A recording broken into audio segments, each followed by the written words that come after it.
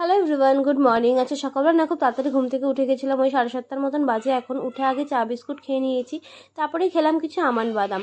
আর বাদাম খাওয়ার পর কিন্তু ঘরের বিছনা চাদর আমি পুরো চেঞ্জ করে দিয়েছি, কারণ আজকে আসবে আমাদের বাড়িতে কিছু লোকজন।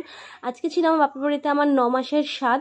আমার তো 7 মাসের স্বাদ হয়নি, কারণ আমার শ্বশুরবাড়িতে স্বাদের কোনো নিয়ম নেই, তার জন্য 7 মাসের স্বাদ হয়নি। আর ব্রেকফাস্ট আজকে সবার জন্য হয়েছিল লুচি আর ছোলার ডাল।